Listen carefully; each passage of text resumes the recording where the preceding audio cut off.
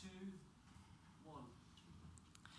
Good evening, everyone, and you're very, very welcome this evening. It's very balmy here in Sligo, and it's lovely to have such a great turnout from everyone in this latest of the series of public meetings that have been held nationwide by Ireland's Future on the theme of preparing for a new Ireland. And we'll let our MEP just come on in. So what we want to do this evening, if it's okay, is we want to take our panels speaking first of all, and then we're going to have a conversation. We're going to have a conversation between our panellists and a conversation with yourselves about our ideas around preparing for a new Ireland, the challenges that are there at the minute, the very changing situation that we see between our two islands. And, you know, I think the richness of the conversations to date, the diversity of the people who come into the rooms to talk about these issues has really told us that this is a very current and very important conversation that people want to engage in. There's some weeks where, you know, politics happens and it comes and goes, and there's other weeks where the politics seems to be almost like filled with a year's worth. And I think this week is one of those weeks. It would be very, very hard to overstate what has happened between our two islands this week with the introduction of legislation around which undermines the protocol, the Brexit Withdrawal Agreement protocol. And even in this month where we saw unilateral action by the British government around the issues of legacy and victims and survivors on this island. We also see that the United States are very engaged, as they always have been, around the peace process and making commentary about the threats that all of these developments have posed to the Good Friday Agreement. And, you know, the Good Friday Agreement is something overwhelmingly voted for on this island, which is being actively undermined at the minute in London. And of course, we aren't passive observers to that. We are engaged Irish citizens who need to respond to what's happening there. And of course, we see ourselves in the context of the North being taken out of the European Union against the democratic wishes of the people who live there as well. So there's so much that is happening constitutionally, so much that's happening around our peace process, but also what it does is it creates an opportunity for us to have reimagined conversations and new conversations. I think it's lovely that we're in the Yeats Room in Sligo tonight, and I'm minded of the quote from W.B. Yeats, where he said, "There is another world, but it is in this one." And I think that's our conversation. How do we have a conversation now about the new world and the new Ireland that we'll have? So we've a wonderful panel tonight, very diverse and really interesting, and I look forward to hearing everyone's comments. But we're going to begin this evening with local MEP, Chris McManus. And of course, Chris is well known to the people in this room here. He's been a long-term councillor before he became an MEP, very much on the ground. And of course, an actor as well, as he doesn't want anyone to be reminded of at all. So we'll give over to Chris now. Thanks for that, and one-time Penrose film, that's it, never did anything. Got a few pound out of it, put a carpet down in the house, and get the priorities right. And thanks for that, Andre. And I want to preface my remarks by just saying that he had to be on the time this evening. I didn't get in from Brussels till 2:30 this morning, and we were on Brussels time and down having a meeting at 8:30. And the first thing I think it's great as a Sligo lad to see us having a meeting like this in my hometown, the capital of the Northwest. As far as I'm concerned, please don't tell any Derry people I said that. My home street, where I've lived all my life and still do live, is about a mile or so away. It was a proudly Irish Republican household. We were always very conscious that just 20 miles up the road, and my apologies for using miles, need to lose that imperial measurement mindset. 30 kilometres up the road, Britain's border was here in Ireland. Both my parents came from border communities, one in Kilty and North Leitrim, and the other in Blackline and West Cavan. And we were always conscious that in the 26 counties, Irish unity was a political focus for only a very small number of people, and at best with most it was aspirational. And I'll be honest, there was days as an Irish Republican activist where unity seemed somewhat in the distance, but it was Lenin, that's Vladimir, not John, the Beatle. It was Lenin says there are decades when nothing happens, and then there's weeks when decades happen, and it's not it'll not happen in a few weeks, but Mary Lou McDonald described now as the decade of opportunity, and our constitutional future is now being discussed by people from all different walks of life, backgrounds, ages, in both public and private forums. And Irish Republicans, we don't simply want unity for unity's sake. It's not merely about the correction of a historical injustice, nor is it the geographical bolting of 6 counties onto 26 counties. It's about the dynamic that Irish unity provides us, that dynamic for a new united Ireland that provides a better standard of life for all the citizens of the island. And everyone needs to have a say in how that island is shaped. It's not solely the responsibility of 1 or 2 political parties to outline how a united Ireland should operate, and all voices are, to me, very much welcome. And the conversation on Irish unity has progressed. I think what we need now is a structured mechanism to plan for constitutional change. I think the government has a duty and an obligation to make preparations for unity. And I think an all-Ireland, an all-island Citizens' Assembly, which would be fully supported and resourced by the government, would ensure that political, civil and cultural entities could be involved in that process for change. It needs to be nationally representative, with participants from the north, and indeed it should include voices from the diaspora, and that was facilitated in the 2012 Irish Constitutional Convention, and it should be done in this instance. I think civic society is already energised and mobilised in this issue. We have obviously groups like Ireland's Future, Think 32, Constitutional Conversations, and they're all calling on the government here in the South to plan for the future. Many in the political arena have also made contributions, like Jim O'Callaghan or Billy Kelleher or Senator Mark Daly from Fianna Fáil.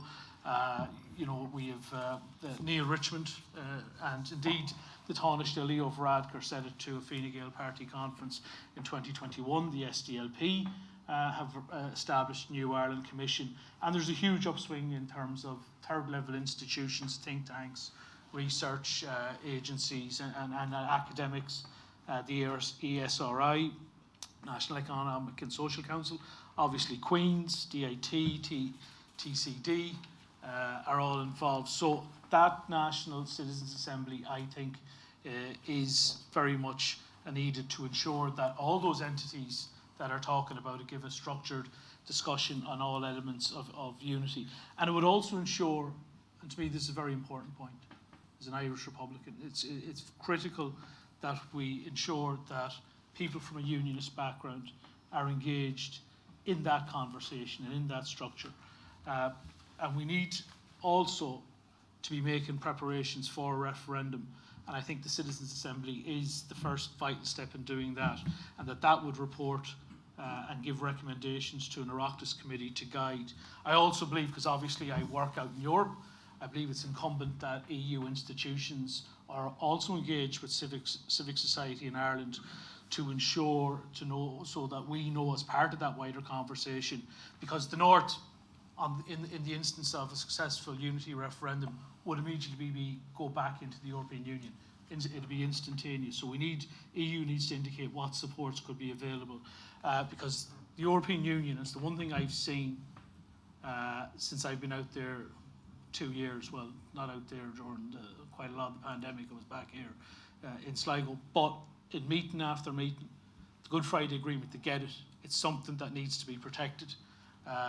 They know that it's endorsed by the people north and south, and they know that both governments are the guarantors of the Good Friday Agreement. And in that duty of being guarantors, I think they have a joint duty to ensure that the agreement is implemented, and that includes the provision for a unity referendum. It can't be set aside.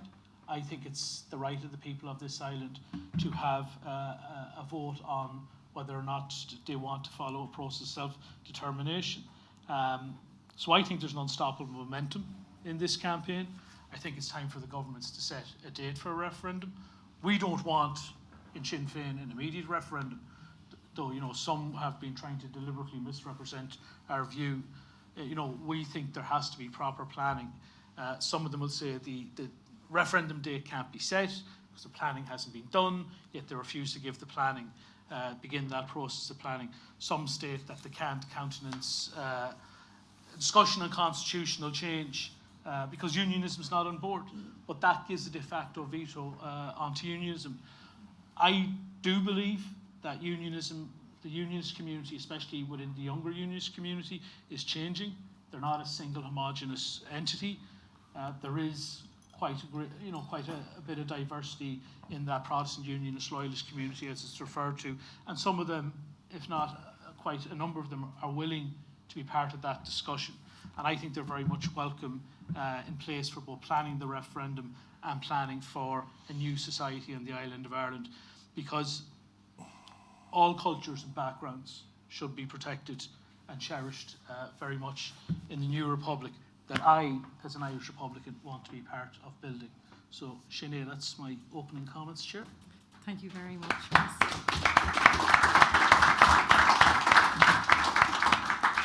And I think that was very useful in many regards, because it gave us a landscape view of the legislation that's around the constitutional question, and also the main actors and drivers around it. So it certainly gives us a really firm foundation for our discussion this evening. I now want to move to Mark McSherry, TD, for the area, previously Fianna Fáil and now independent. Mark served for a long time in the Seanad, as well as having a background in the financial sector. So I think that is a very rich and unique view that he can bring to this constitutional conversation that's so important. So the floor is yours, Mark. Thank you very much, Chair, and thanks to Chris for such an extensive, I suppose, contextual kind of account that kind of helps us all, as the Chair has rightly said. So I would be born in a Republican household where we would have the basic ambition for a united Ireland. Chris and the boys hijacked that position along the way, but there's still a few of us left in what was Fianna Fáil in terms of being Republican, and I'd certainly be one of them in that. I would yearn for a 32-county Ireland and one that embraces all people on the island of Ireland. And I just want to say that, to thank, first of all, Ireland's future for allowing these debates to take place all over Ireland. And I know I'm conscious that we're in the south, and maybe the unionist perspective mightn't be as representative here in the group this evening as it ought to be. Although I do see one very good friend of mine, Keith McNair, in the audience, who is a great contributor to tourism north and south, who I know will give us that perspective. But the 3 points I want to make is, firstly, it is a legitimate political ambition to seek a united Ireland. The second point is, it's a legitimate political ambition to oppose it as well. That's not my perspective, it's other people's perspective. And the third issue is, while I was brought up with it, and it may have been based on partition, and it may have been based on human rights, and it may have been based on the age-old British, Irish, Protestant, Catholic. It's much more multifaceted now than that. It's much more less emotional than that, than which I might have embraced, in the basis for why I might want a united Ireland. And I think those of us who have a starting point of, look, if we could just have reversed the 1604 plantation, we might be in better shape today, will not find such a legitimacy nowadays. And I think that that's the challenge for people like Chris and myself, and indeed many others who would count themselves as Republicans, who'd like, a united Ireland, end of story. And that it's much more than that now, because we have such a diverse society, whether it's Ballastadair in Sligo, or whether it's Carrickmore in Tyrone, or whether it's Belfast or Dublin, or obviously the larger urban centres and so on, where we have so many different cultures. And I think there's a huge amount of work. I know what I'll be trying to encourage while that work has been done, but I think the amount of work that's going to need to be done in cultural brokerage and in acknowledging and accepting the differences, but focusing heavily on the commonalities. And I think that that's where the future is, very much like what Chris has said. He's laid out a path in terms of kind of an all-island citizens' assembly, and it's probably the one instance I would agree with a citizens' assembly. I don't agree with them in the south, because I think it's an abdication of the use of our national parliament, and the politicians who are elected, a very expensive citizens' assembly on Kildare Street in Dublin, who ought to be taking difficult decisions, have abdicated them to a select few in a hotel in North County Dublin, which I fundamentally oppose. But in this instance, given the diversity and given the change in the reasons for the ambition of a united Ireland, from my perspective, or to oppose it from certain unionists or other perspectives, that the depth of reasons for that in a modern two-state island of Ireland are very much different than they were maybe in 1922 and 23. And I look forward to hearing the debate, Chair, and listening to the perspectives, having given my rather one-sided one. Thank you. Thank you, Mark.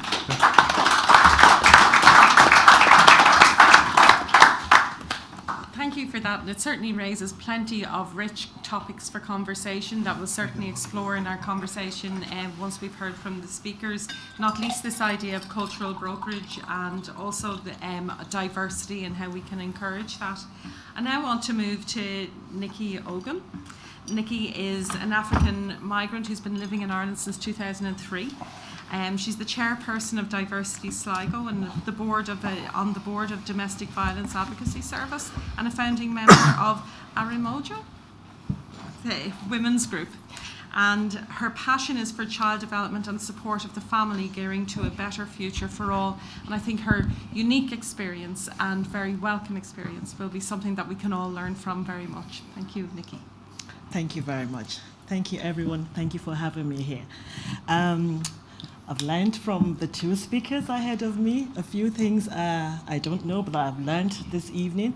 And I'm a migrant, moved into Ireland in 2003. And when I heard of preparing for a new Ireland, a lot of things came to mind there. Okay, and I said to myself, there's no nation that moves forward without reflecting on its past and also using the present, you know. So that brought me to think about the past and the rich history of Ireland, which I have come to know and I've come to love and I've come to understand. And no other than St. Patrick's Day, celebrated all over the world, you know, irrespective of culture, irrespective of differences, everyone comes together on St. Patrick's Day and they celebrate and they make merry. And I studied the shamrock, you know, that St. Patrick's is holding. I learned about it. It's the Trinity. It's love. It's unity. And just when I was thinking of the topic, I said, how much more a wonderfully rich culture living in unity. Everyone all over the globe celebrating. Even in America, it's celebrated. And only recently, I saw an African country celebrating St. Patrick's Day as well. So I dug into the history and I said how beautiful that history is. The journey so far, we have legends coming out of Ireland, you know, philanthropy, Grammys and all that, active sports, even in the White House. And these are all Irish citizens making a mark in the community, in the nation, in the world. And that's a rich history for us. And then I went even further, still going stronger. I've always known the Bailey's Irish Cream. Then all of a sudden, the new, different strawberry shortcake, vanilla and all that. And that is massive revenue for Ireland as a whole. We have the quality mark of everything that goes out. 100% Irish beef. And I thought to myself, that's a wonderful nation. And only 2 days ago, my colleague said, what about the Waterford Crystal? I was like, wow, I never knew that. So that's rich and that's very important. And when I dug into the past of Ireland, I saw that it was wonderful. But over the years, things have changed. The population has increased.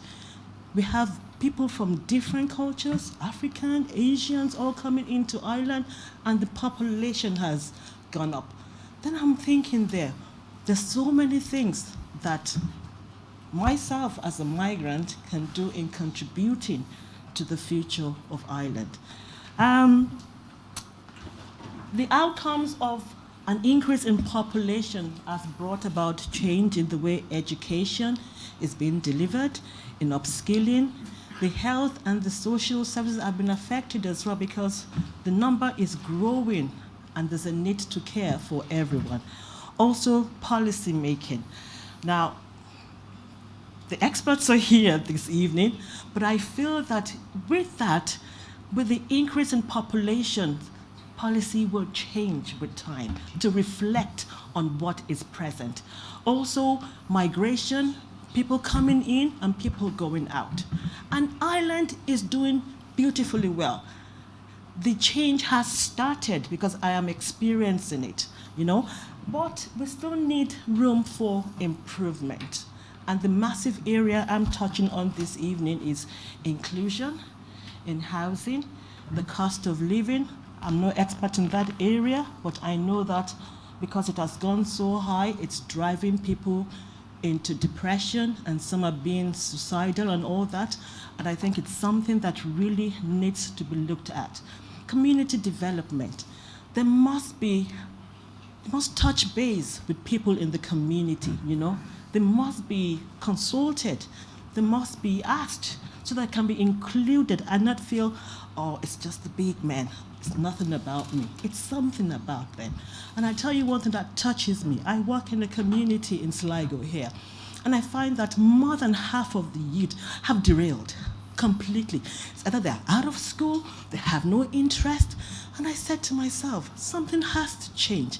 Because you and I are here today, we'll be 60, 70, 80, or 90. Who will the policymakers be then? The youths of today. So if we don't include them and hear them out, God help us when we're old, because they will know no clue. We have nothing, to offer. So they need to be included in things like this, because they are the leaders of tomorrow. Bringing me down to conflict resolution, I landed in Ireland and I learned about the conflict from the north and the south. And I said, oh, how wish that everyone see the fist holding the two together to merge and live as one and live in unity. Because really and truly, if Ireland is not united, Ireland can't face the external world. So the unity is very important. How we go about it is by consultation, by working together, by hearing one another, by respecting one another, and massively on that is inclusion. Let me leave you this evening with borrowed words from the psalmists. How good and pleasant it is for all to dwell in unity. Thank you for your time.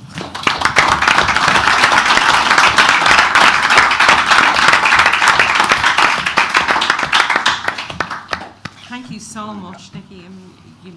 Reflecting on the past, themes around inclusion, community, young people, and I really loved when you talk about love and unity together. That really gives us a wonderful way to move forward. I'm going to introduce, and in a very related way, I'm going to introduce Frank Feehan next, the Fine Gael TD, who's the Minister of State for Public Health, Wellbeing and the National Drug Strategy. So in many ways, one segues into the other very well. And Frank, I know that you've beat it up from Dublin to be with us tonight, and thank you very much. You're very welcome. Thank you very much. Jerry, I don't know your powers of persuasion. I used to enjoy discussions about an agreed Ireland or one Ireland and north, south, east, west relations. I suppose when you're a government TD or a government minister, you kind of keep out of these things because sometimes you're seen to be a spokesperson for the government. So whatever I say tonight is my own personal opinion. So I don't want that kind of put back that Irish government said this and Irish government said that. But this is my first time in 2.5 years. I used to have a lot of balls over the years, but 2.5 years. So I'm really glad to be here tonight and delighted to be with all the other contributors. I suppose it'll surprise you, Ben. I've probably come from the most Republican background of anybody in the room. Maybe notwithstanding a few. My grandfather, James Feely, was from Boyle, Commander IRA in North Roscommon. His wife, Eva Feely, was from Cumbernauld. My grandfather, Felix Feehan, was from Cullyhanna, South Armagh Brigade. My grandfather was released from the Curragh on the signing of the Anglo-Irish Treaty. He was the first Gardaí in the Garda Síochána, and we're very, very proud of him. We're very, very proud of his fight for the War of Independence. I always had an interest in North-South relations, And thankfully, the North or Northern Ireland or the 6 counties or whatever we call it is not as interesting anymore because of serious political decisions, but also, to me, my hero is Gareth Fitzgerald. He signed the Anglo-Irish Agreement in 1985. It was a start to the Downing Street Declaration, the Good Friday Agreement. The Downing Street Declaration was signed between John Major and Albert Reynolds, and the Good Friday Agreement between Bertie Ahern and Tony Blair. And I asked myself, why did that happen? It happened for a lot of reasons, and some of the reasons that I feel it happened was outside influences. And it was our entry into the EU 50 years ago that brought those, I suppose, friendships together. And every day for the last 50 years, up to 5 years ago, 2 years ago, there was an average of 28 meetings a day between Irish officials and UK officials in Europe. Those friendships were built up, and I've absolutely, with the United States and the EU as a major player, but also all the parties came to bring in the Good Friday Agreement, which brought peace to the island of Ireland. Where are we now? I believe a border poll is inevitable. I think again we should set up an Oireachtas commission to examine a border poll. We don't want to end up with what happened in the UK with Brexit. Brexit was ill thought out, and I've always a saying about referendums. If people aren't sure, they'll vote no or they'll vote yes or whatever, to try and make it right. But I was chair of the Good Friday Agreement and chair of the British Irish Assembly. I have a huge interest, I always had a huge interest. I'd like to think that I listen. That's my job. I've listened to Republicans, to Unionists, to Loyalists, to Nationalists in the UK Parliament, the United States. And I represent Middle Ireland. And a lot of people from Middle Ireland probably aren't here tonight. Because Middle Ireland at the moment is worried about childcare and housing and health and inflation, education. Middle Ireland counts. It counts. They're the people who vote in referendums. They're the people who an agreed Ireland or one Ireland. I don't use the term United Ireland as much because I think maybe it has put off the people who want to agree to enter into one Ireland. But Middle Ireland will have a say, and Middle Ireland doesn't normally come out because Middle Ireland is worried about sometimes healthcare, education, social welfare, and they worry about the cost of it. These are things that are surmountable, of course surmountable. Finally, and I think you're going to have a lot of, anytime the British, and especially in the House of Commons, would ask me, what did I think of Brexit? And as diplomatically, I used to always say, we look at Brexit as the British accidentally shooting themselves in our foot. That was as diplomatically as put about it. If they came to me today, I would be a lot much tougher with my language because I am absolutely disgusted at what has happened to a country that I admired, a country that I felt that there was the rule of law, there was a decency, and I just feel that the Conservative Party have absolutely undermined any trust in whatever they have done. I was in Luxembourg on Tuesday. You ask every health minister, every minister, they cannot believe how far we've gone down. So finally, I don't want a referendum or border poll to be about what it was, English nationalism, Irish nationalism, xenophobia, anti-EU, but there was dark Russian money in Brexit as well, and we're in a very, very dangerous situation. So anyway, there'll be a lot of questions, and I look forward to answering those questions as honestly as I can. But it's good to have these discussions, and it's good to see people who have an interest from all various views here. So let the old questions begin. Is that what to say? Thank you. Thanks very much, Frank.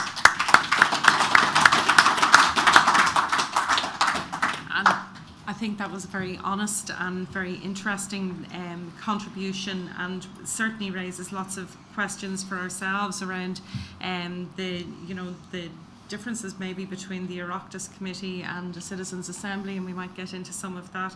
But overall, that idea of listening to each other and building for something better, and how we have a positive discussion rather than something influenced by negativity.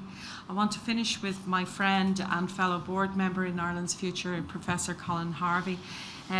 Colin is also a Professor of Human Rights Law in the School of Law in Queen's University, and a Fellow of the Senator George J. Mitchell Institute for Global Peace. And we all know the contribution that Senator Mitchell made to our peace and our peace process.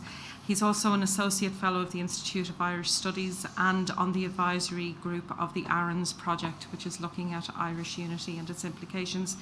And he's a former commissioner on the Northern Ireland Human Rights Commission, something that certainly informs a lot of our discussions around how we build a new Ireland informed by human rights. So over to you, Colin. Thank you very much, Andre, and really delighted to be here this evening, and thank you all for coming. There's very little left for me to say. I've been listening to our panellists, and they really echo a lot of what's been said. Really think about the day that's in it today. Set out this afternoon. What time did we set out this afternoon, Jerry, from Belfast? Around 2 o'clock, and we travelled down together to the event. Think about our journey today. We have travelled from a place on the island that's outside the European Union, and we've entered into the European Union this evening in Sligo. And hopefully, if I don't say anything that upsets Jerry too much, I'll get a lift back to Belfast out of the European Union again this evening. We weren't stopped on the border as we travelled today, and who knows, we might get stopped on the way back depending on how it goes this evening, but hopefully not. But I think the journey sums up the impact that Brexit has had on the discussion. For many people on the island, the sense of the symbolic repartition of the island of Ireland. So I'd start by being perhaps typically tedious and boring academic and say it would be outrageous and bizarre if we weren't here in Sligo tonight and we weren't all over the island of Ireland having this discussion, because we have an automatic way back to the European Union. And speaking very personally, I would like to exercise that choice. In terms of the framing for tonight, it's already been said. It shouldn't need to be said. But unfortunately, too often, although I feel this is changing as more of these meetings happen, this is an entirely legitimate conversation. We all know today that everyone loves the Good Friday Agreement. Everyone is wrapping themselves. Some highly unusual people are wrapping themselves in the Good Friday Agreement. They obviously have a different version than the one that I have, but this is front and centre of the constitutional compromise that at the heart of the Good Friday Agreement.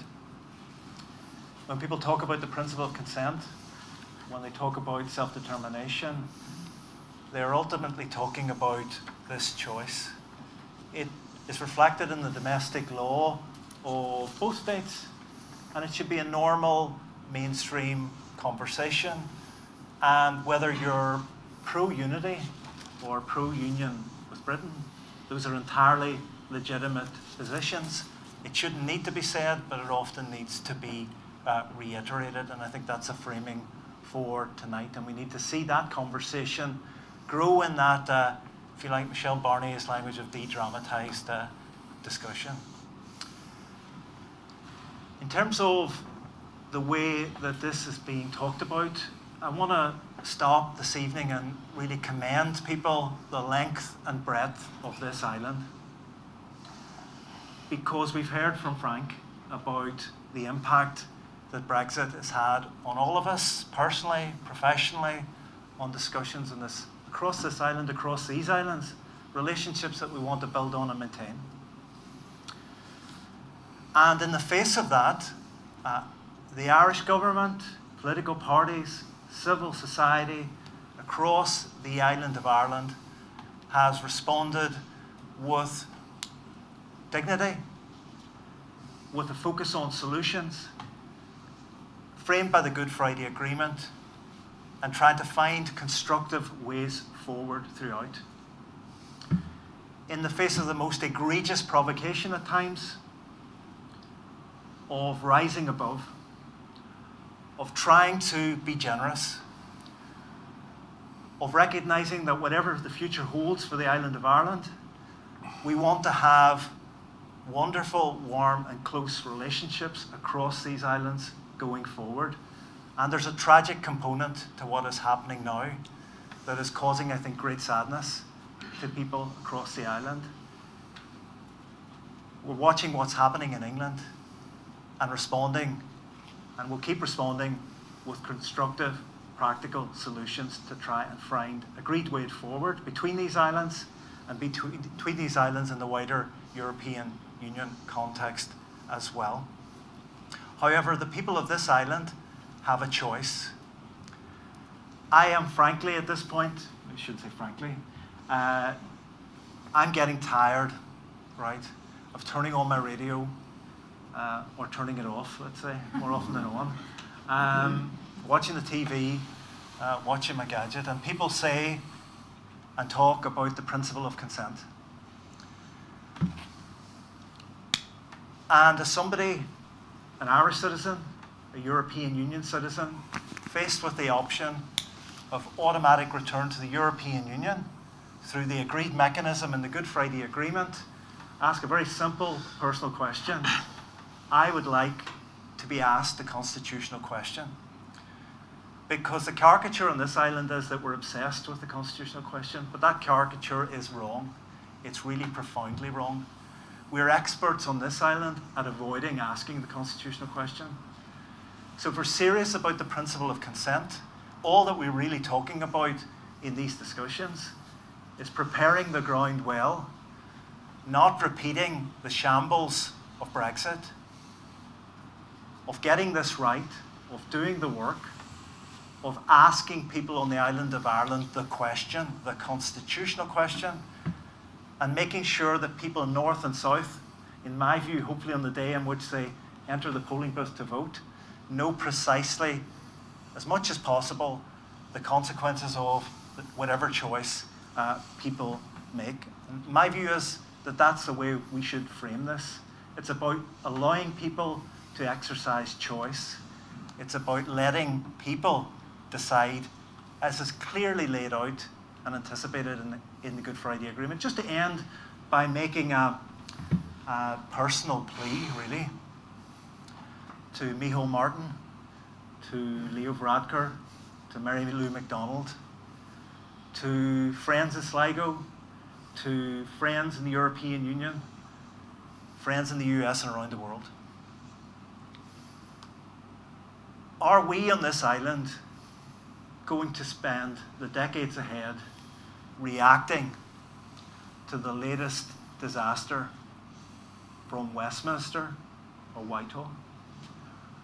Or are we going to step into the space, the agreed space, the framework is there, for planning and preparing, for facing into, rather than avoiding, asking the constitutional question and letting the people of this island answer it? Thank you very much.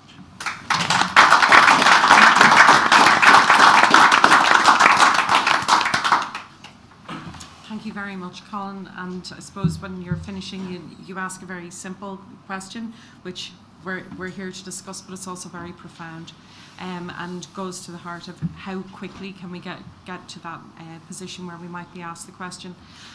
If you forgive me, I'm going to talk a little bit about the mechanics because we began with Chris and Mark both talking about a citizens' assembly and how they both wish to see that established.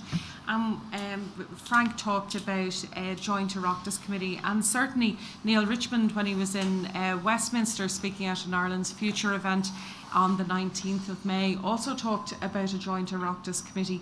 I'm going to start with yourself, Frank, and then maybe come to Chris, if that's okay. Do you see them as compatible with each other? What's the difference between them, first of all, and are they compatible to run concurrent? I think a bit of both. Look, I think citizen assemblies have served us very, very well. In my own area, we have a citizen assembly on drug use coming up next year. I think I would have no huge difficulty with. First of all, I prefer an Oireachtas committee that tease these things out and bring in all the various stakeholders, and so the citizen assembly would be equally as good. So I have no huge view on it, but either way, I think it's the right approach if we're going to prepare the ground for a referendum. And would it mean some of what Mark was talking about, that this idea of abdication, that it would mean that people were more invested at government level as well as the citizens being involved at their assembly level? I think Mark has a good point. Citizen assembly can be seen sometimes as a cop-out. I don't think so. I think they've been helpful in dealing with very difficult issues, but these decisions are way above my pay grade, say. But I'd be happy enough either way. But again, this committee, our Oireachtas committee, I think they shouldn't be afraid to bring in all the stakeholders from to the north and south, from east and west, from Europe, from the United States, all around the world. And I just think sometimes, because we live, and I'll be a little controversial, we live in our own bubble sometimes.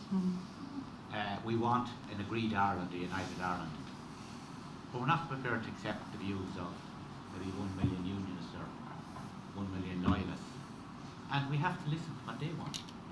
And what they want in an agreed Ireland or one Ireland at a Oireachtas committee, it might be a little uncomfortable for a lot of us.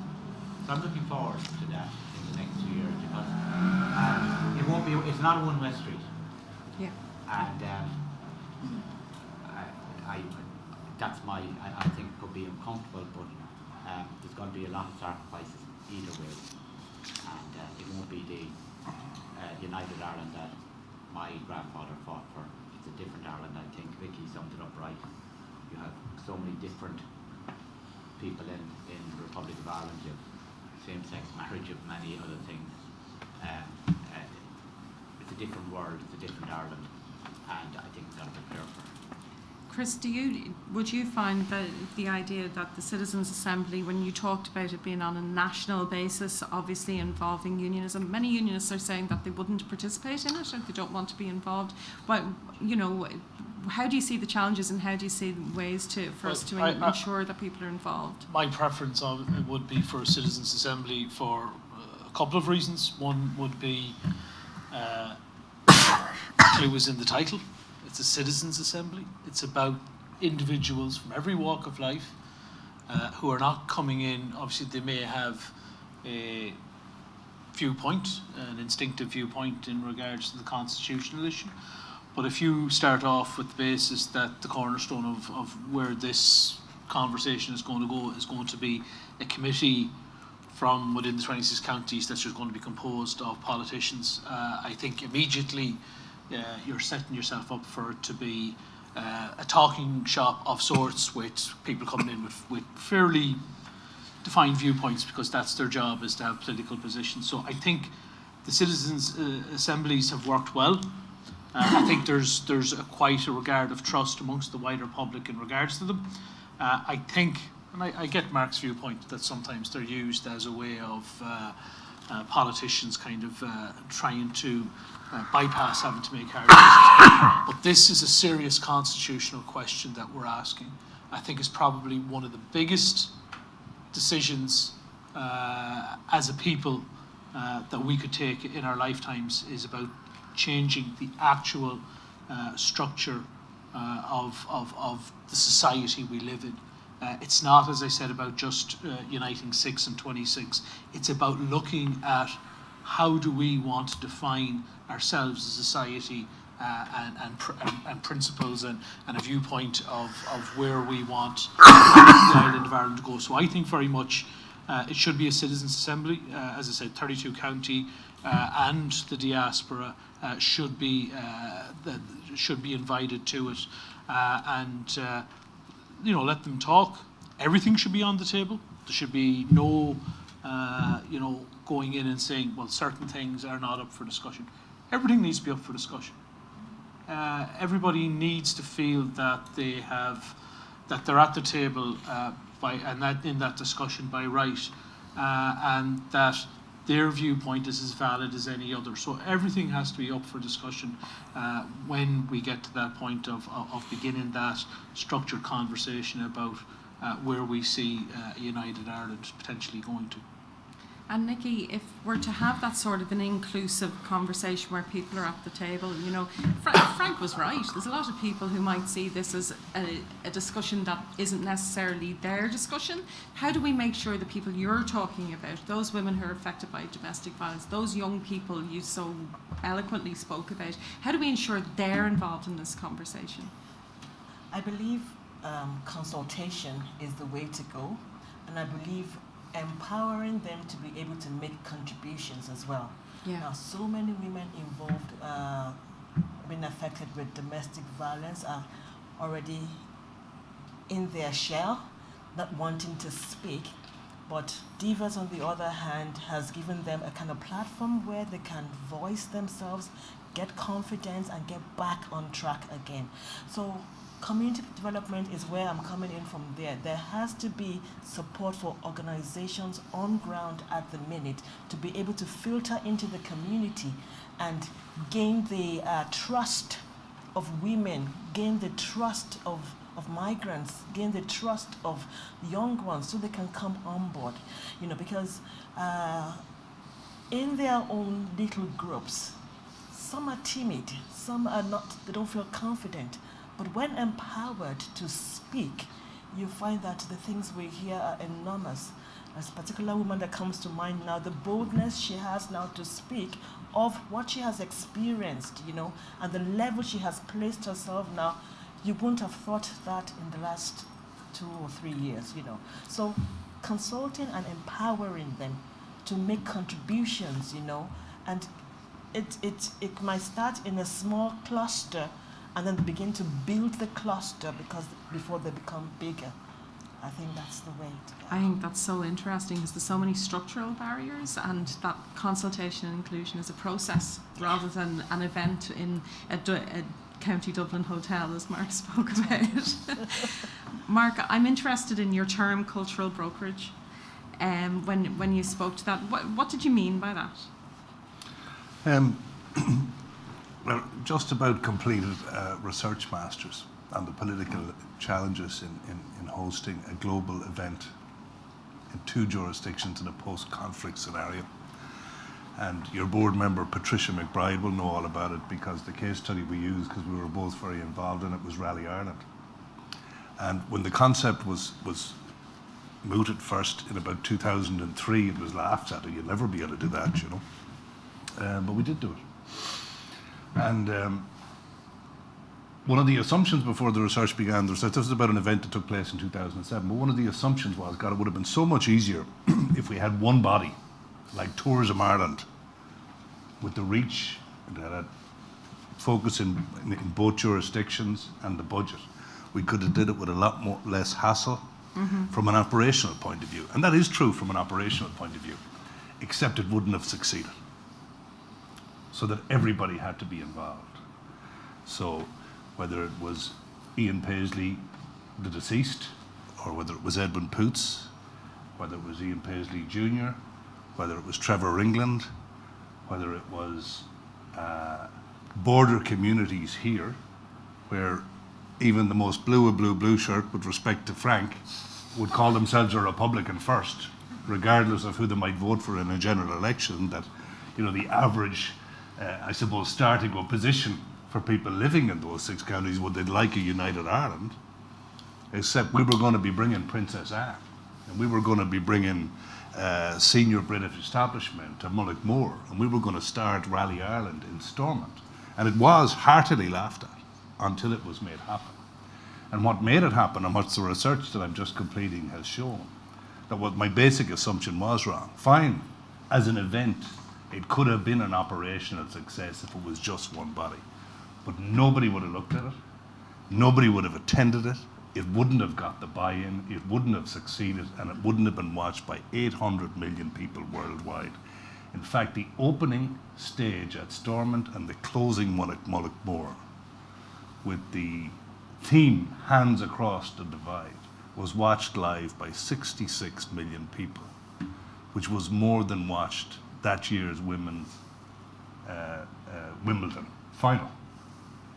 So the point is, while we weren't talking about the constitutional question, undoubtedly, with something like that, and by the way, in my experience in dealing, and I'm sure Chris's, when you're not talking about the constitutional question, these are the easiest people to do business with on the planet, on economics, on agriculture, on sport, on whatever.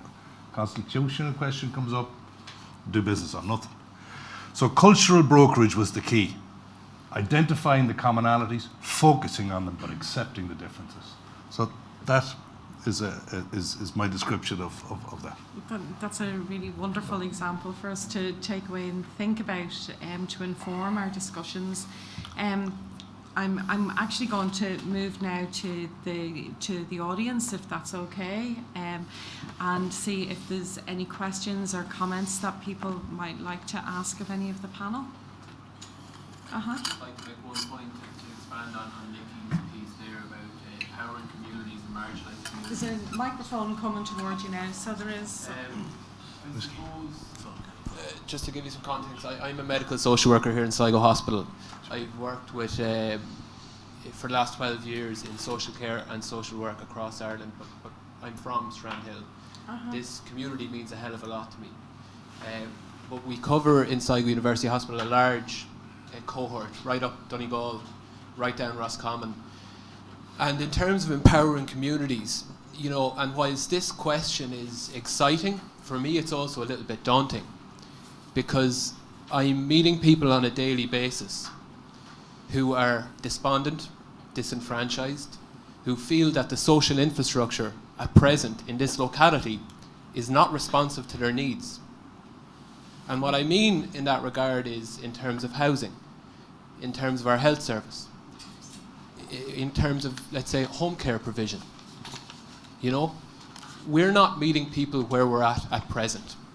So in the context of the future and looking towards, you know, let's hope, the prospect of an agreed Ireland or a united Ireland, we need to take into account, as Nicky says, the difference that I think John Hugh mentioned years ago, the differences of the essence of humanity. But we need to meet people where we're at, right here, right now in our locality, and consider the wide-ranging, varied service provision that's presently in the north, in the south, and how we can marry the two. It's a massive, massive task. And to be perfectly honest with you, I'm sceptical about the delivery of a united Ireland that's equal. Oh, thank you. I think that's very relevant and certainly something that I know you, Colin, have been looking at in terms of looking at service provision on the entire island and looking at potential ways forward. It's a great question, and if you think about the title for our event this evening, the title that's actually used on the board is Preparing for New Ireland. And I am as intrigued as you are as to what the new component of that is. I've spent my entire life working for equality, human rights and social justice, socioeconomic justice on the island of Ireland. I think we can have a conversation about Ireland in the present, north and south, and the inadequacies in changing that. and we can have a conversation about the future. But let me be clear from my own personal perspective. I don't believe Ireland, north or south, is living the dream at the moment. Right? I think there are things that need to be changed in the here and now. And sometimes on the island, I do think while we must address the past and we must think about the future, we sometimes skip over the present. Right? So there are huge socioeconomic rights violations happening on the island of Ireland right now. So talking about the future is not putting off confronting those. They need to be dealt with in the here and now. And people like me and many others, civil society and NGOs and others are working to remedy that. But on the title of this evening, in New Ireland, you know, I think you raise a very, very good point. You know, when people use the language of New Ireland, are they using it as a cliche to drop into a sentence? It sounds great, doesn't it? Stick new in front of everything, it all sounds. Well, I can give you this reassurance. Everything in my life that I've done so far, and many people who are involved in this conversation, take the promises around transformation seriously. Right?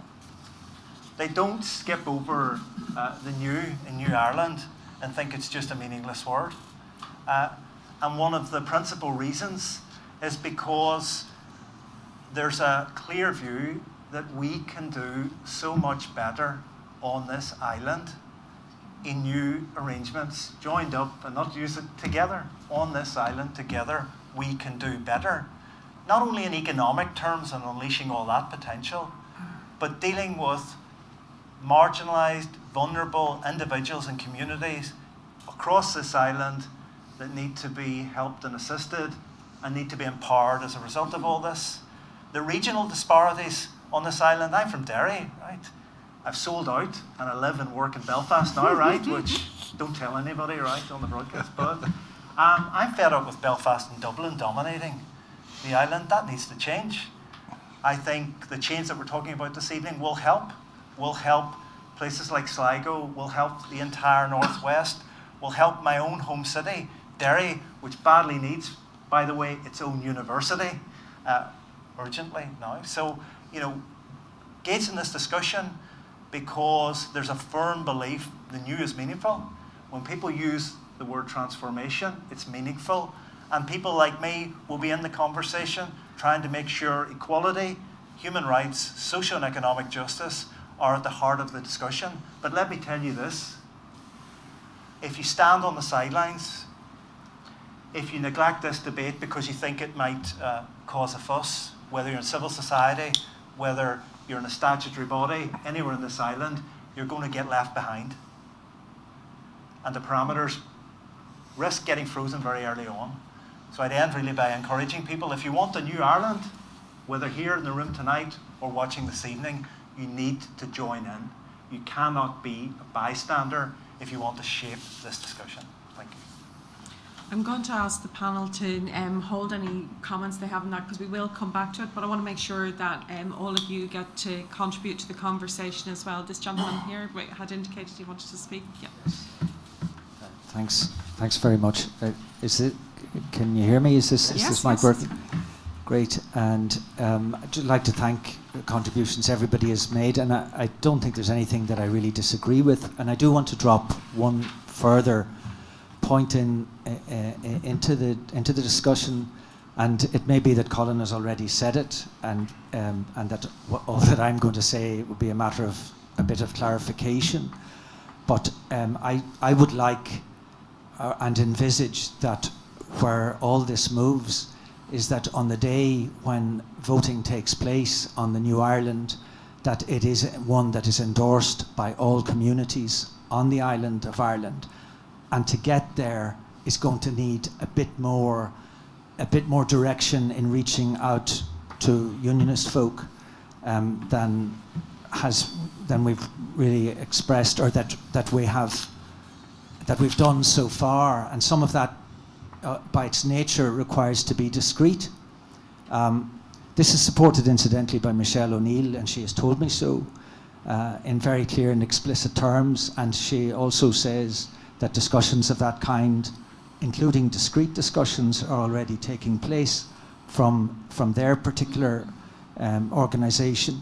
But it is about lending meaning to the word new, that to draw into meaningful negotiations and conversations well in advance of the border poll itself allows unionists to define what a new Ireland is as much as anybody else. And the question of ownership of the new Ireland belongs to everybody. And this is one area which I really feel quite passionately needs more attention at the moment. Thank you very much, and speaks to those issues around process that we've spoken about earlier. This woman here in the scarf had indicated she I was going to say something about, I was more interested, I'm originally from the north, I've lived in Sligo for some time, but I speak to a lot of my friends in the north, and I have children who've returned to the north, and they mix in all sorts of communities. I originally, obviously, a nationalist background, and the thing that comes up when we have this discussion, the new Ireland, is exactly what you're saying. They're saying, what is it? What does it look like?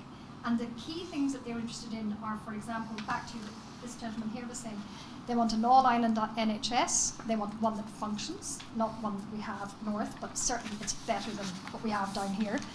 And they want services and things like that properly defined and delivered. And they actually are dealing in practical terms. And the younger generation, the younger unionist generation, actually have no issue because they see themselves as becoming European citizens again, and they don't really see it as a national question, and they don't fear this kind of, I don't know, nationalist dominance or something. And I mean, truly, in equality, there is nothing to fear in equality.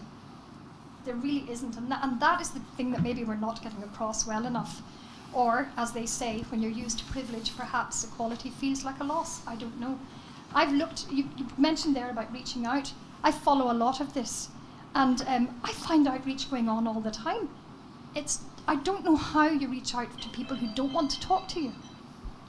I'm not being rude, I just mean, how do you reach out to people who simply will not respond because I'm they going don't to bring want that back to the panel, if that's it, because you raise very interesting issues, both of you, and they're both parts of very similar conversations that are happening. The kind of, the same conversation.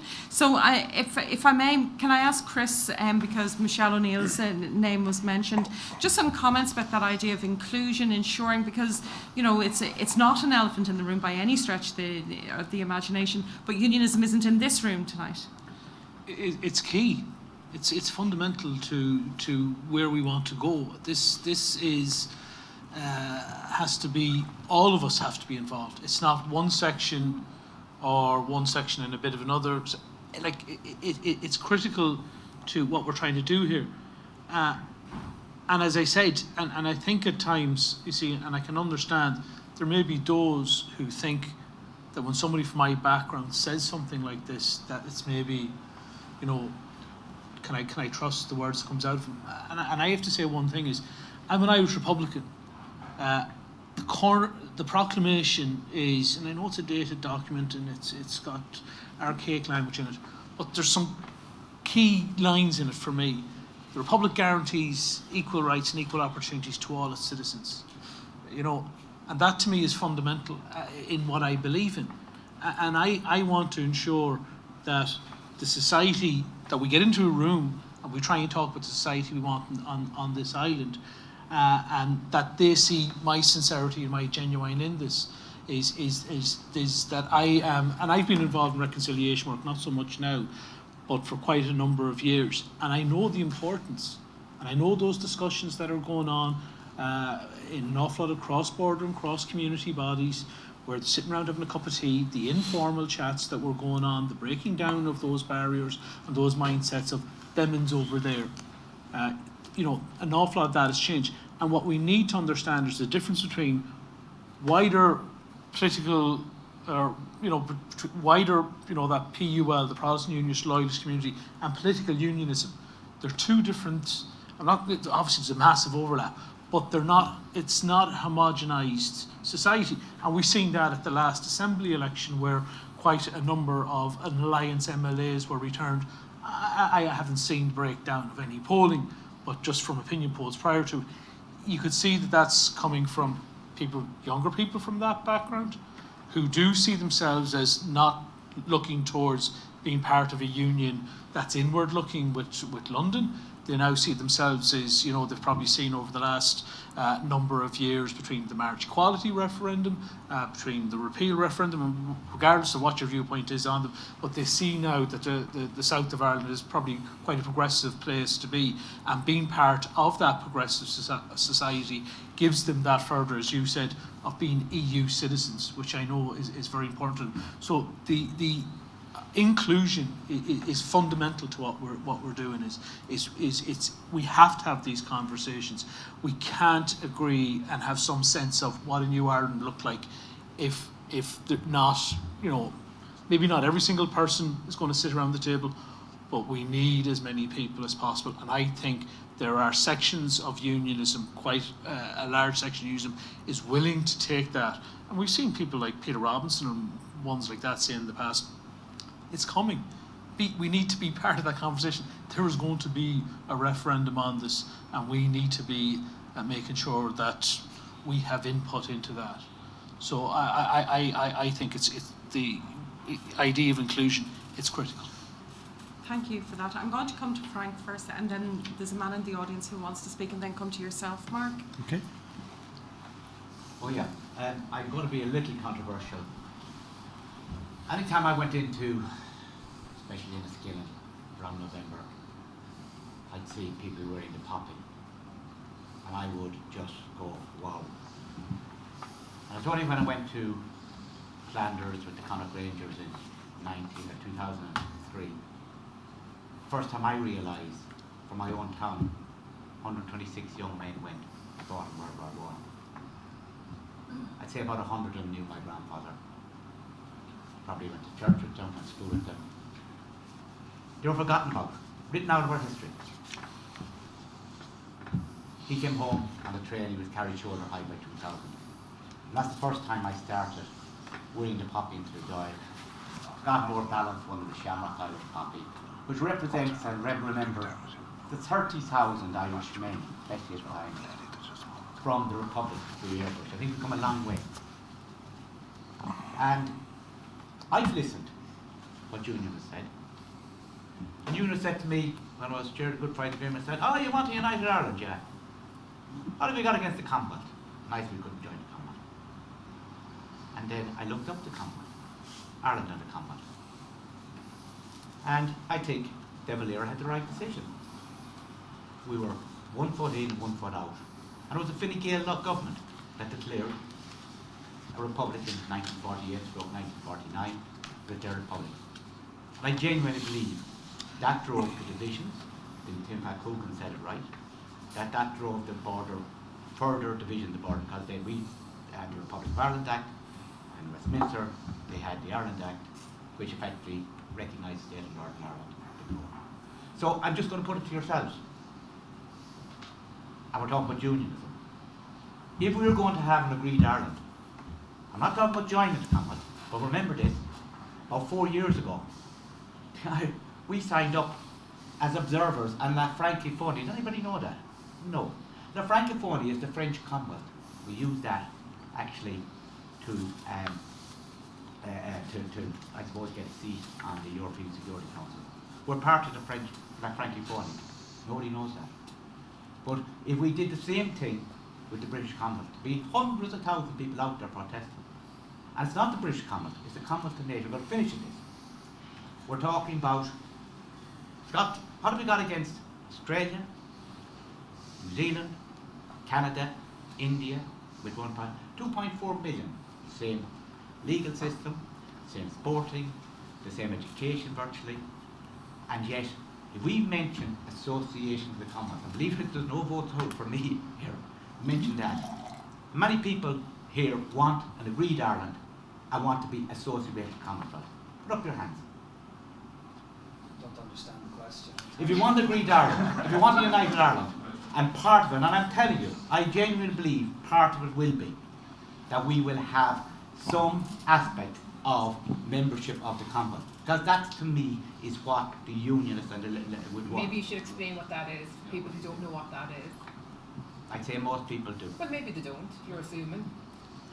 I think it's really interesting, and you know, I think that what you're talking about is But- so interesting about us hearing what unionism. But what I'm what Yeah. I'm trying to say is the mere mention of a Commonwealth drives everybody who wants a United Ireland, certainly from national background, absolutely mad. And I can feel it here.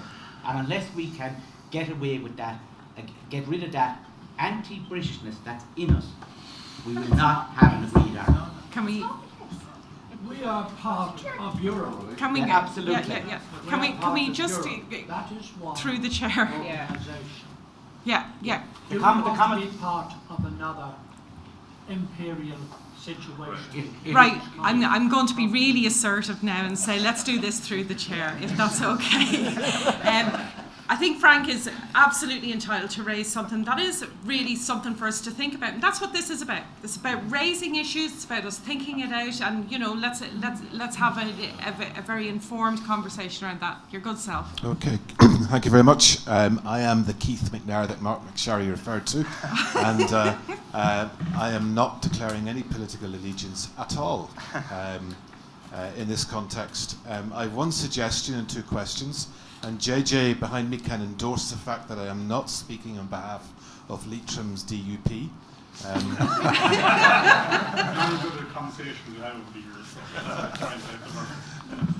My one suggestion is to Vicky that you might replace Biden with Obama in your slide presentation, because Obama is Irish. His grandmother was Irish from County Offaly. I'll move on to my two questions. A few years ago I attended the Sean McDermott Summer School in Kilty Clogher. It's a great event. I thoroughly endorse it. But the theme that year was Brexit.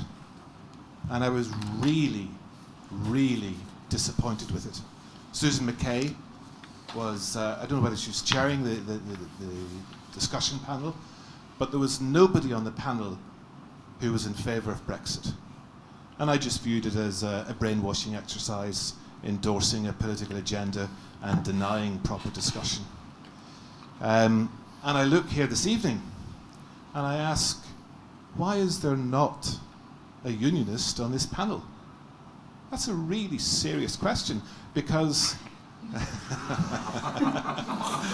because to me your panel has minimal legitimacy if you're talking about a so-called New Ireland and you exclude the one party or the one group of people at present who you have to persuade. You've got to involve them, otherwise you're wasting your time. You should go home and watch Coronation Street, go home and watch Fair City. I also suggest that the phrase New Ireland automatically excludes for the people that you're trying to reach. If you're a unionist, they don't want a new Ireland. They're very happy with their membership of the United Kingdom. Maybe they want the 26 to rejoin the 6. Maybe that's the new Ireland they want. In the last election in the North, or Northern Ireland, the Republican and Nationalist vote decreased. Let me say that again. In the last election in Northern Ireland, the Republican and combined Nationalist vote decreased, despite all Sinn Féin's euphoria about its result. The Alliance Party vote doubled. It doubled. If there's an election in 4 or 5 months' time, which is looking quite possible, if the Alliance Party increases by a mere 50%, they will be the largest party in Northern Ireland. What does that say to the Good Friday Agreement, which does not allow for a non-unionist or non-nationalist First Minister or Deputy First Minister? My next question, that was the first question. My next question. Are you taking notes, lads? my next question is shorter. Brexit. Again, I ask the panel, do any of you see anything positive about Brexit? And before you answer, I would ask you to consider the most strategic battle, I believe, the most strategic battle that ever took place in Western civilization happened just up the road from here on the slopes of Benbulben 1,500 years ago, the Battle of the Books, which launched the Irish Christian movement across Europe, and there's a book written by Thomas Cahill, an American historian, that's entitled How the Irish Saved Civilization. We need to learn from our history. I am a 100% supporter of Brexit, not because of some silly flag-waving British nationalism or English nationalism, not at all. I see Brexit as providing us with the possibility, the very real possibility, to develop a blueprint for peace across Europe. If our cousins in Liverpool and Manchester and Birmingham can work out a deal with us here in Manorhamilton and Sligo and whatever else, those principles, like the Good Friday Agreement, can be applied across Europe, and maybe it would be useful in the context of what we're facing with the European war that's going on at present. And my final remark, which is neither a suggestion nor a question, is I work with volunteers, including Republican volunteers, but not that type of volunteer all the time, but I work with volunteers on a daily basis. How do you know? Well, maybe I'm not saying. And I see a fundamental difference working with French people. The French are focused on the process. The British and the Americans focus on the result. And maybe that difference in approach needs to be taken into account. The people of the United Kingdom, as a single entity, were asked the question, in or out, to focus on the result. And then the rest of Europe, well, not the rest of Europe, but a lot of Europe started fussing about the process. Maybe we need to learn from the cultural context as well. So let me go back to the first question.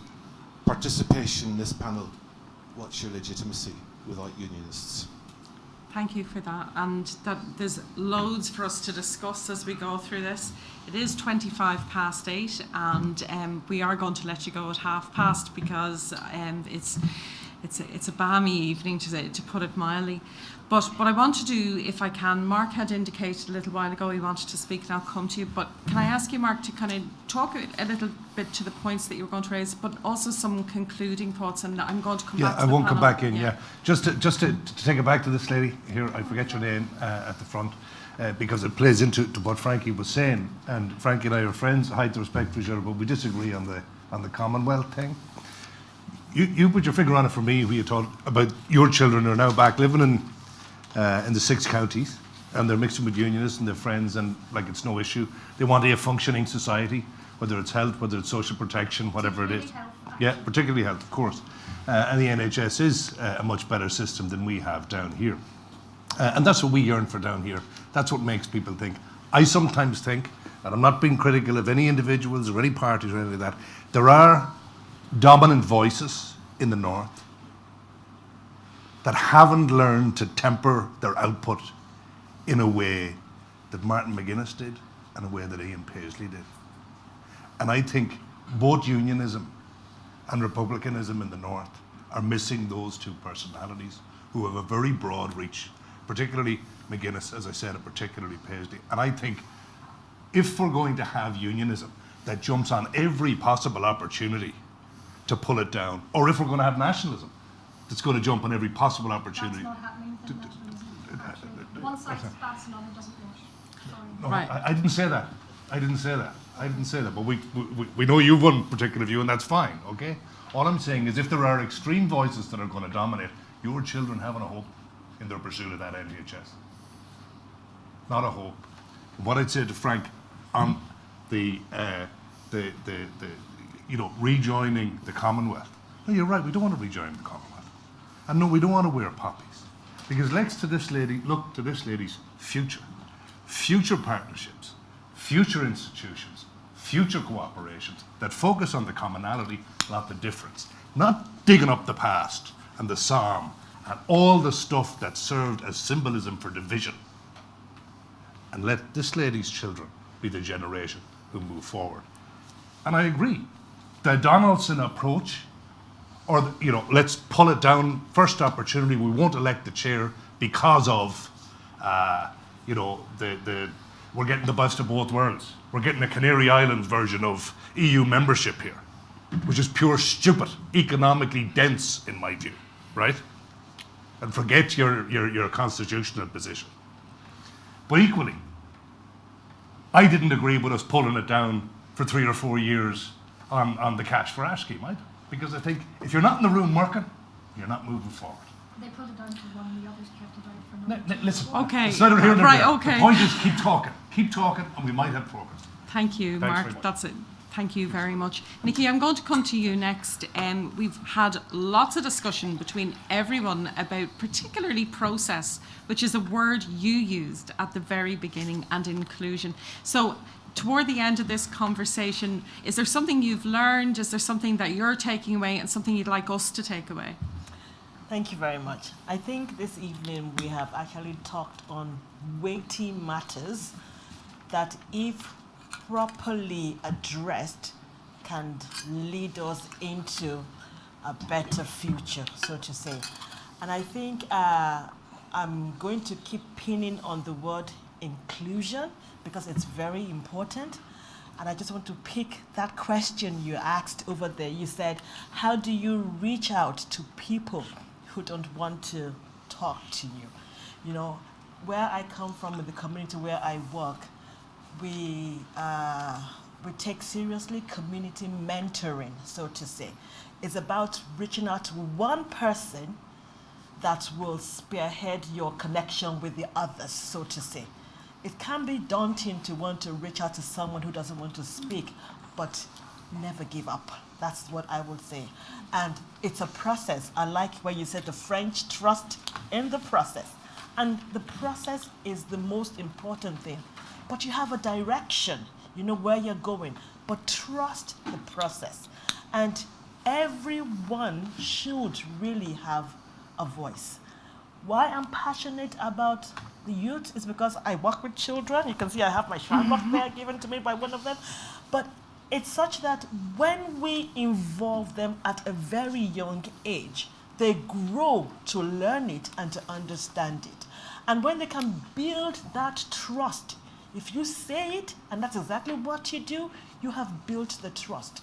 So when you come back and say, this is what I want to do, it's like, I trust what he has said. I trust what she has said, you know. So this is the way forward in building a brighter and united Ireland, North and South. I think we need to begin to trust ourselves.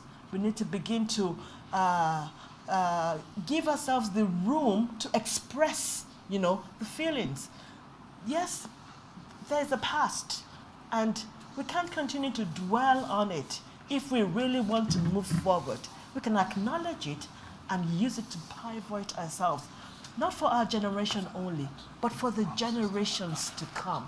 Because like I said earlier, we will grow old, we will fizzle out, they will be in charge, and we need to give them the tool to be able to direct in the right way. Thank you very much. Thank you, Nikki. Chris, I'm going to come to yourself next. Lots of challenging questions, a good, rich, challenging conversation, which is what we all want. What are you taking away, and what would you like us to maybe think about? It's about, and as I said when I talked about inclusion, work I've been done, I have been involved in the past in reconciliation.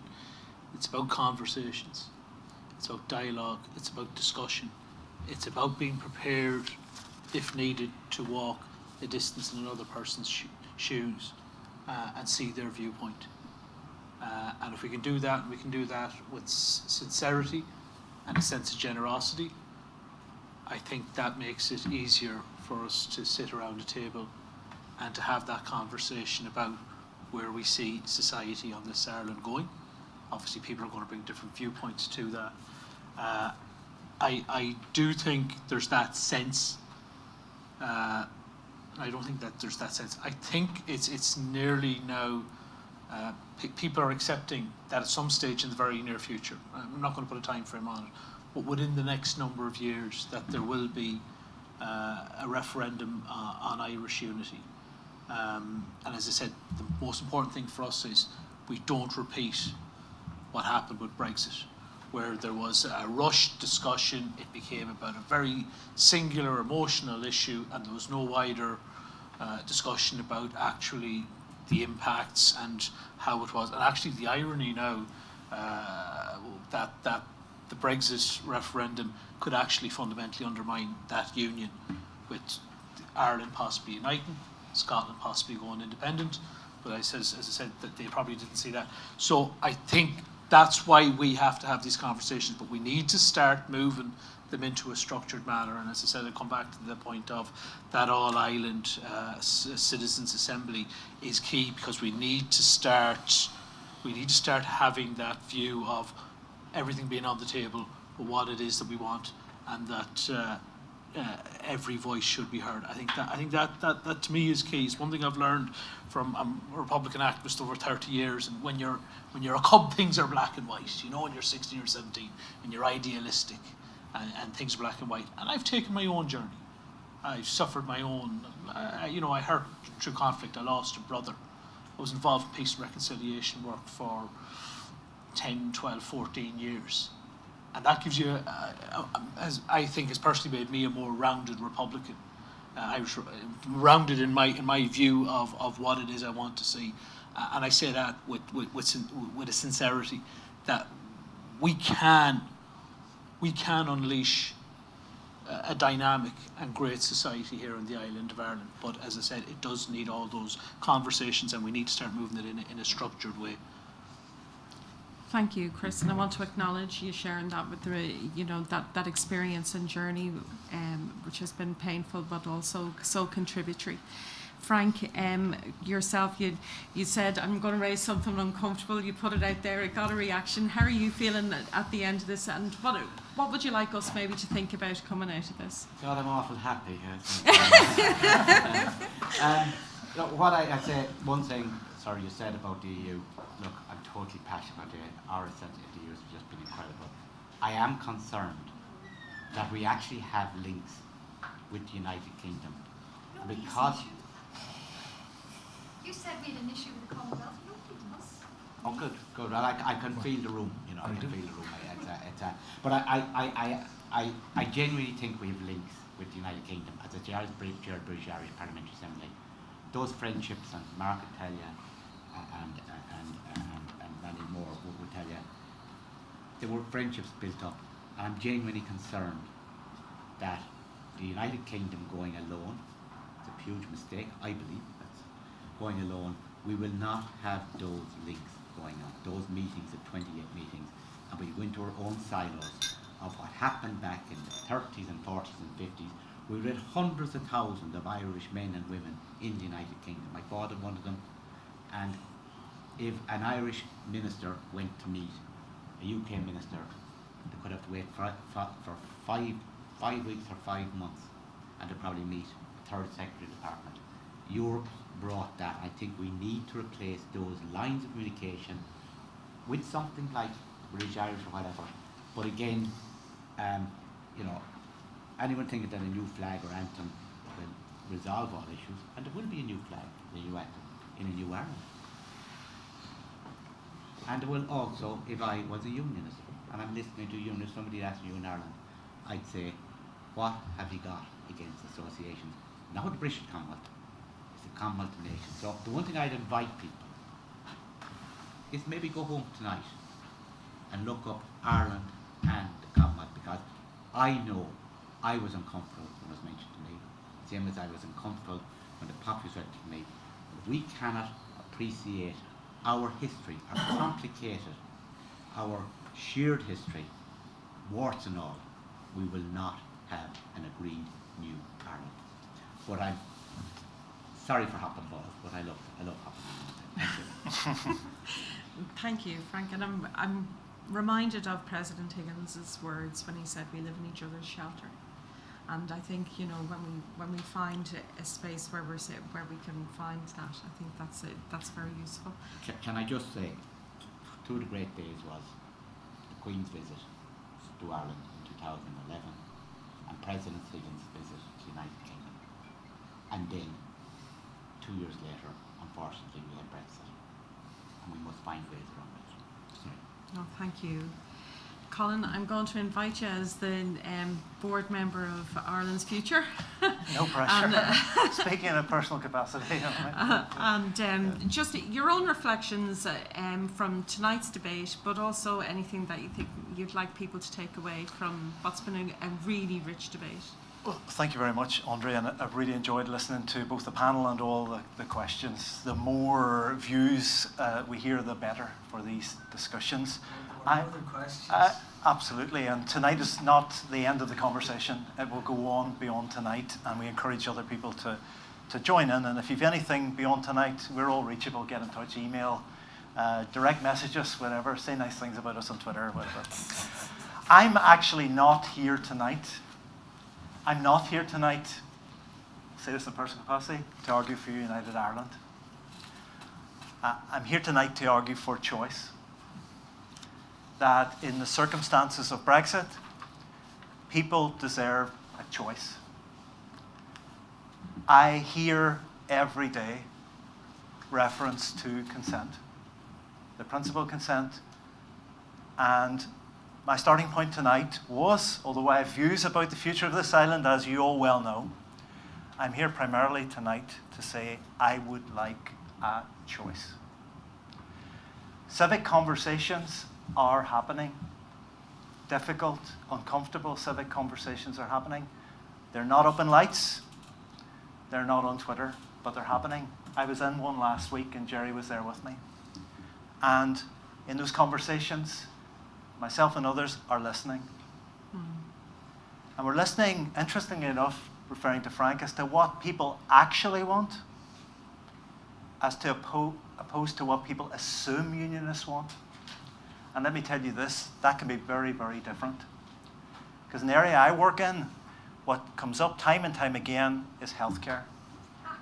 It's jobs, it's housing, it's well-being, and sometimes the culture and identity issues follow after that. I don't reach any conclusion about that because I have much more listening to do. But in those conversations, I am listening, and that strikes me as interesting.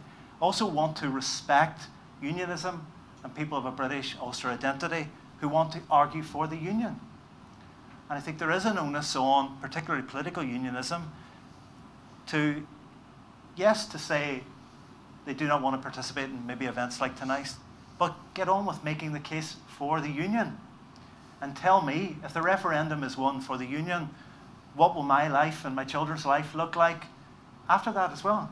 And I think we don't put enough emphasis on that, because I don't agree that this conversation isn't legitimate. This conversation is as legitimate as any conversation about the union, and we approach these discussions in the spirit of invitation, warmth and welcome. But the conversations are happening. Women's groups are having the conversation. They're happening on a sectoral basis all over the island. I think we have to respect unionists' right not to participate in conversations about designing a united Ireland, but they're welcome. And we have to respect political unionism's right to argue for the union. Fundamentally legitimate position, and I want to hear more about that. But I do think tonight that, and this is very much a personal view, we talk around this issue on this island endlessly. We talk around it. We use euphemisms. We make up names for avoiding it, and that is disrespectful to the people of this island. In the circumstances of Brexit, we need to respect the people of this island enough to give them a choice. We need to respect everyone on this island to present people with a concrete plan. And when that concrete plan is produced, I think, as you're hearing now from some voices in unionism, that's when engagement will occur. When there are concrete proposals about the health system, about housing, about some of the things that we're talking about tonight. I did not consent to Brexit. Like the majority of people in Northern Ireland, I did not consent. And really, how I've tried to frame this tonight is, I would like a choice. I would like this island to stop avoiding the constitutional question and to ask it in an evidence-based, informed way, and let us all know what the consequences are. So Citizens' Assembly, Oireachtas Committee, at this point, my conclusion tonight is please, please, please, please, just get on with doing the work. Thank you.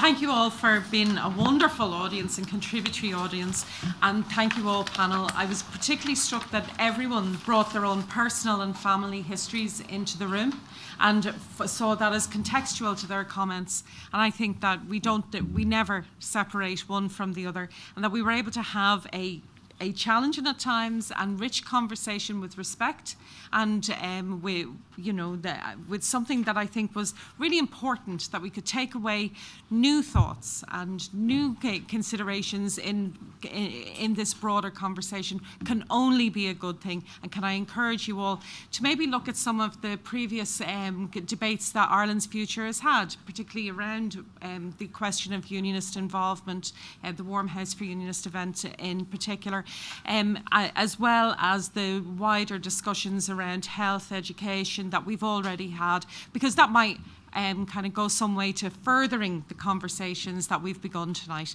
So thank you all very much indeed.